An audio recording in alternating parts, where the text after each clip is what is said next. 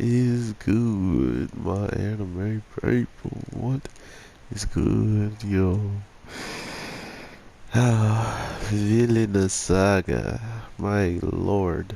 Um, if you guys aren't watching this show, I don't know what the heck you're into, or what the heck you like, but this show just keeps pulling the ridiculousness out of every encounter and every time I'm watching it. I feel like either A, I'm gonna learn something that can't be taken back, or B, I'm gonna see some hype, new character reactions, because situations aren't staying as they seemingly normally are. So, seeing Thorfin absolutely losing his mind because of the thought of losing the chance to take out the one person he's actually been working towards the whole time would be very, very tragic for him in the grand scheme of things. So to know that he's just kind of stuck in the position where he can only just watch has to suck more than anything in the case of him riding in on the horse trying to stop them in the first place. So he literally was stuck just watching the person that he may never get to get his revenge on fight for his life. And once he arrives, the man absolutely terrifies even his own like leader, or not leader, but the guy he's trying to take out. Who he kind of expected Thorfinn to be a little bit crazy, but to see him this crazy is actually kind of shocking to him, which I think is hilarious. Because out of everybody, he has no reason to be shocked with all the stuff he's seen, and then he's like, wait a minute, this is still a kid, right? Like, this person is young, this person is straight up, like, T-O-T-K, T-O-T-K, T-O, that's T-K. Even with certain aspects of the show giving us, indicators that, Thorfinn and Askeladd would, get their battles, it almost feels like that isn't the case anymore with this guy being in this position to not only kind of stop him from, overall winning against, like, no one ever, there's a lot of people to stop Thorfinn from winning with all the people around Thorkell. And for me, it just goes to show you the honor code that they not only that they abide by, but the honor that Thorkell demands on the battlefield. This man's like, all right, everybody kill all of these people that just surrendered to us besides Aslad. They're like, okay, well, like, my boss has spoken and you guys are dead, pretty much. Like, there's no ifs, ands, or buts about it. There's, no one questions his leadership, and that I think that's one of the things that make him pretty interesting as a whole. Like one character that I just actually really vibe with.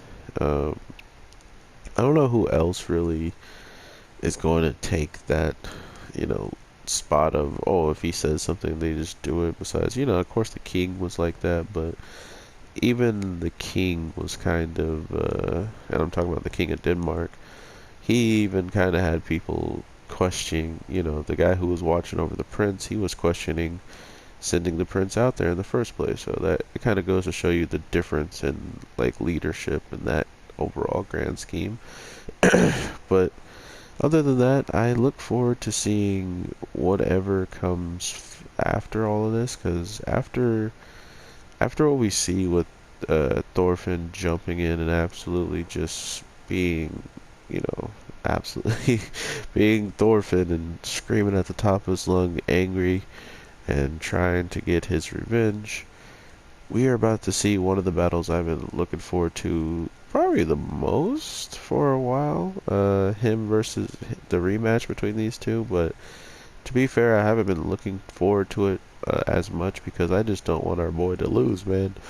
I think him taking losses isn't a bad thing in this show at this point, as long as he still lives, but I just feel like he's already suffered quite a bit, and if he winds up losing this, he might not live in this situation. I don't know how he would live coming out of this unless he actually wins.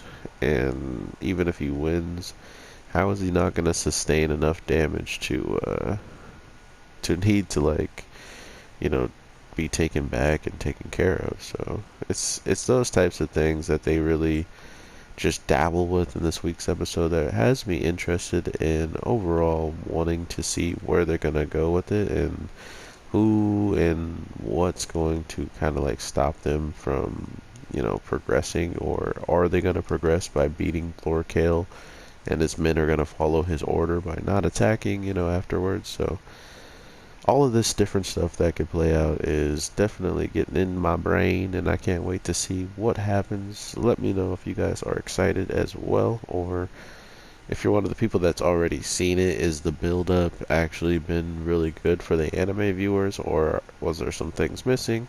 Anything with the information about stuff from the manga without like too many spoilers. I don't want to spoil anybody who reads the comments and stuff like that, but if the information and the story and everything's going relatively how it's supposed to, and people from manga can watch it seamlessly from go to anime, I do truly appreciate that effort put into to making the show that way, or making uh, the source material done well. So if that is the case, it just makes it that much more of a reason why I would want to make a video on like why you should watch Vinland Saga. So with all that being said, everybody, I hope you have an amazing day, night, evening, whatever the case may be.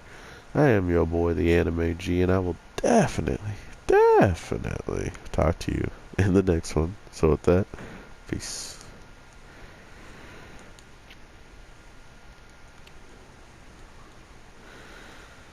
See what this special looks like before we go. Oh god. I can block bullets. Wait, what the heck was that? Oh, it's sick. Yeah, you did. Is it sick?